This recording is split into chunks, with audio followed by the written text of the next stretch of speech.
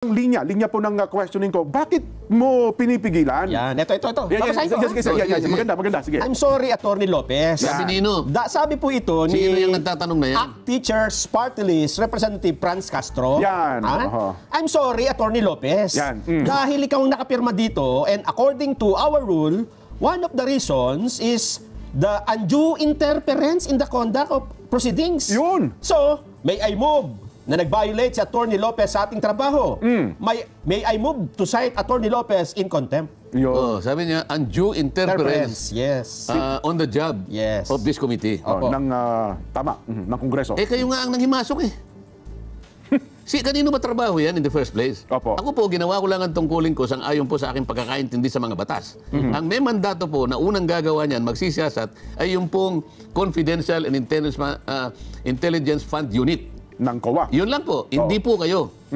Ang ginawa ko po ay para paalalahanan lamang sila na yun po yung inyong mandato. Hindi po mandato ng Committee on Good Government.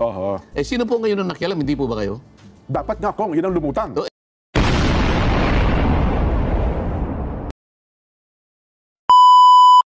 Ang kaso nitong Chief of Staff at Undersecretary po ng DepEd dati sa katauhan po nitong si Attorney Zulaika Lopez. Yan. Babae yan, di ba? Yes. Ito po kasing si Yusek Lopez ay ikinulong diyan po sa Kamara de Representante.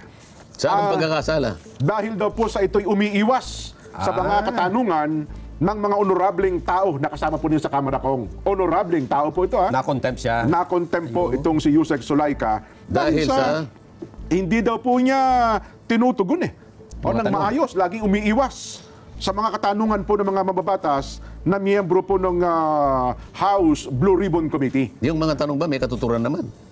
Eh para po sa kanila, may katuturan naman daw po kung kaya Hindi siguro. nga, sa inyo ko tinatanong, kayo na nga panood eh. Kasi baka mamaya, kaya hindi niya masagot-sagot. Baka hindi niya maintindihan kung paano tinatanong. Pinupunto nga niya ko, parang ayaw niya sagutin ng diretsa. Kasi nga parang ang binanggit niya mayroong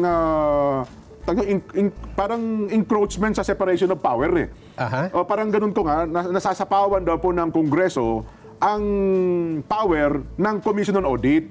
Hindi, lagyan natin ng perspektiba yung pinag-uusapan. Malilito na naman ang ating mga kababayan sa umpisa. Isa-isahin natin. Isa-isahin natin ko. Hindi ba pinag-uusapan dyan yung Audit Observation Memo? Yes.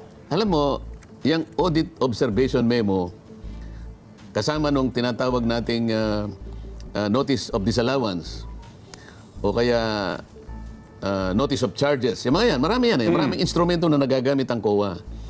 Lahat ng ito, confidential in nature yan. Maliwanag yan sa tuntunin ng COA. Okay? Ang COA ay isang independent constitutional body. Yes. Okay? Hindi siya executive, hindi siya legislative. Di ba? Hindi rin siya judiciary. Kaya nga independent eh. Katulad ng Civil Service Commission. Independent body. Katulad ng COMELEC. Kailangan maliwanagan, Nelson. Tsaka impeachable officer yan ko. Hindi mo basta-basta ang mga tauhan ng COA. Kaya natin binibigyan ng punto na independent. Sapagkat ang pagtitiwala ay napaka-importante. Sapagkat yung gawain niya ay talagang kailangan paniwalaan. Kasi kapag yung gawain niya, wala nang naniniwala, katapusan na natin lahat. Hindi dapat mangyari yun. Hindi dapat mangyari yun. Ngayon, ang mandato nila, sila ang mag-iimbestiga, sila ang mag-aanalisa, sila ang tutugis, silang mag-o-audit, base sa pamantayan na nakalatag sa kanilang mga rules and regulation, kung paano nagasta yung inilaan na pondo sa bawat ahensya. So, ngayon, ang pinag-uusapan na pondo, Jen, ay confidential fund. Confidential fund, Ayan. Ang kaibahan ng confidential fund, kaysa dun sa mga ibang fund na hindi confidential, isang unit. Hindi yung kabuuan ng COA ang mag-ano dyan, ang mag-audit. Merong isa lamang itinalaga na isang confidential fund auditing unit, parang ganyan. Sila lamang ang merong mandato. Sila lamang ang may karapatan. Sang-ayon sa mandatong ibinigay sa kanila, ang magsusuri niyan. In the meantime, habang ginagawa nila yung pagsusuri, confidential yan. Maski na yung hindi under confidential fund, confidential pa din. Alam ba, Notice of Disallowance. Ang nagiging problema dyan, pagpapasok ang isang ahensya Yan. Ang isang departamento Opo. na walang kinalaman sa ginagawa ng COA, makikialam siya? Opo. Halimbawa, biglang sumulat ngayon ang isang komite ng House of Representatives, Nelson. Kunwari si Nelson ay si Congressman Joel Chua. Oo, yung chairman ng komite. Hindi Opo. man kayo nagkakalayo. Gwapo rin po. Tama naman. Pareho kayong nakasalamin. Pero na lang kulang po. Pero lang ang pinagkaiba. Ganon ano. Opo. Nasa na ba ako? Ayun, yung sumulat. Halimbawa, sumulat. Susulat ka ngayon, Nelson. Susulat ako. Oo. Commission on Audit. Okay. Dear Sir, Madam. Request. Okay, request. This is to respectfully request your office to furnish our committee of the pertinent documents and information relative to the confidential funds extended to the office of the Vice President. Okay, nagre-request This is in line with our mandate of conducting inquiry in aid of legislation. Palaging ganun ang ano eh. Oo naman. Oo. Unang-una, bakit mo gagawin yung, ba't ka susulat? Alam mo na nga confidential. Sa mga tweet, yung confidentiality nito, nakukompromiso na eh. Kasi sila hindi pa sila nag-uumpisa eh. Yung COA. Hindi pa sila tapos. Opo. At sinabi na nila sa maraming pagkakataon, kuwan po si Vice President, meron po siyang 6 na buwan. Opo. Di ba? Hinihintay pa kayo sagot niya. Opo. Bakit po unahan na ninyo siya? May palagay ako din na yung sulat nung nakulong na, o ikinulong na, Si Atty. Si Boss Atty. Lopez. kasi naulinigan ko na sumulat yata siya sa COA. Yes po. Yun ang pinag-ugatan ko. Huwag po ninyo muna kanyang Bigyan ng mga dokumento. wag po ninyo muna, wag kayo magpakadalos-dalos sapagkat hindi pa naman po conclusive yan eh. Kasi audit observation memo pa lang. Opo.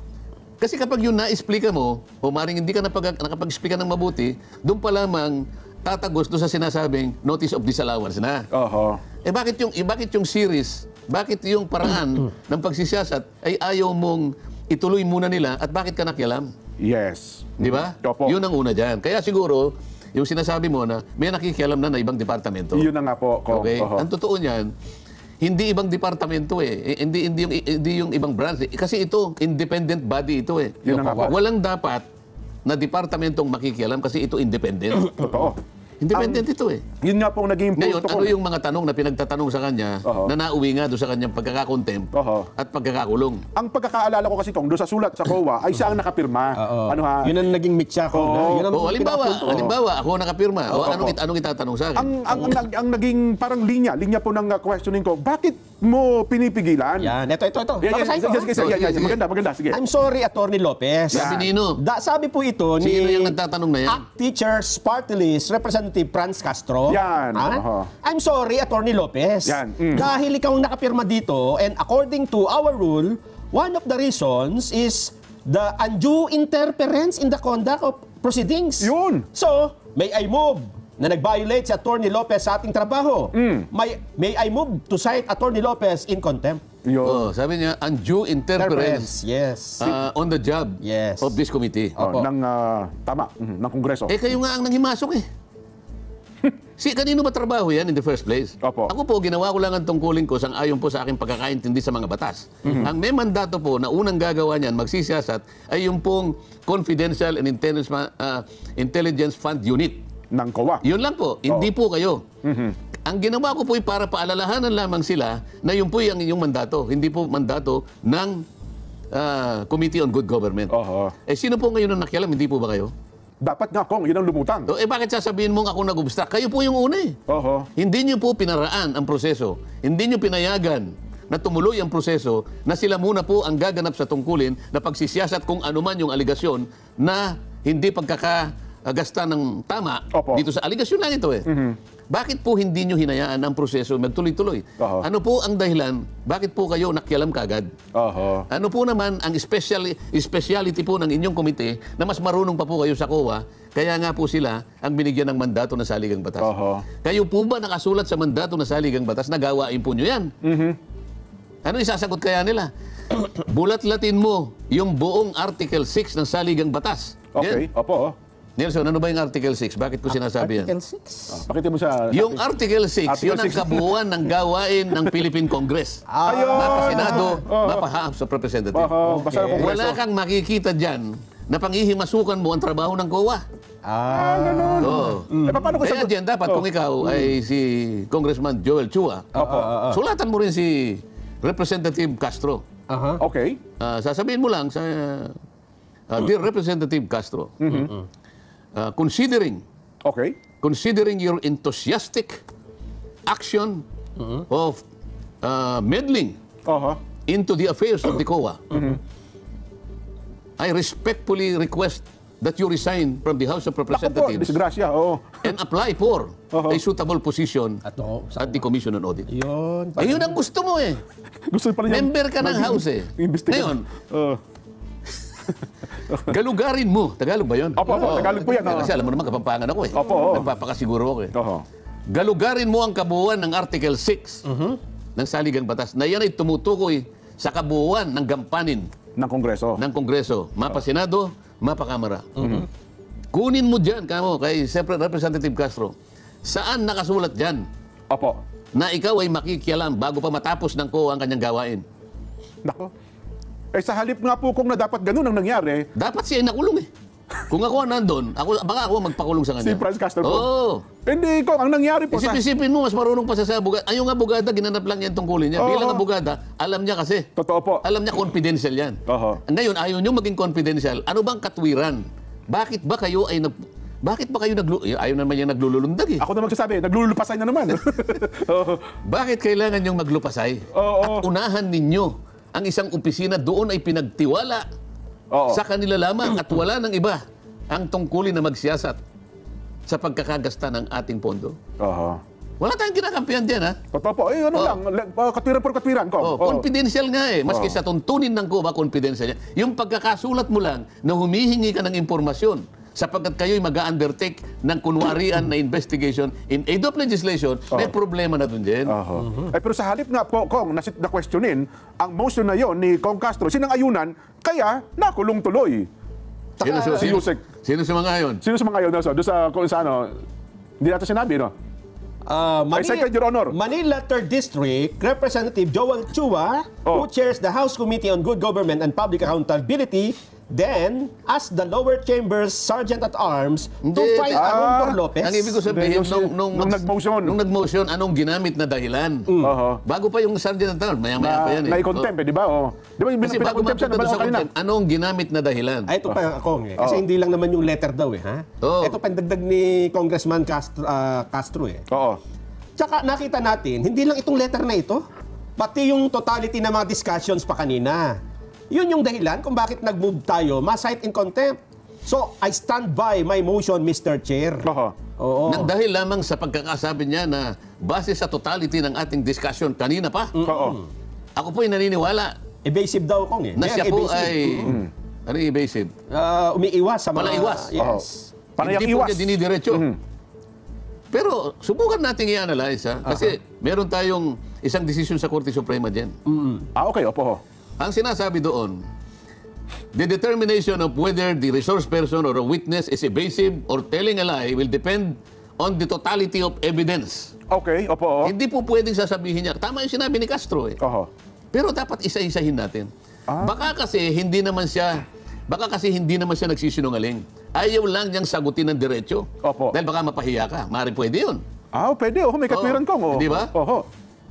Kasi tinetesting ka rin niya. Tingnan ko nga kanya kung naiintindihan niya kako yung sagot ko. Kasi kung nakakaintindi ka, marunong kang magbasa in between lines. Yun. Di ba? Opo. Kasi kung wala namang, kung halimbawa hindi pinapayagan yung pagsagot ng subliminal, halimbawa, edi sana wala nang reading in between lines. Oo nga po, Kong. Parang pagrespeto.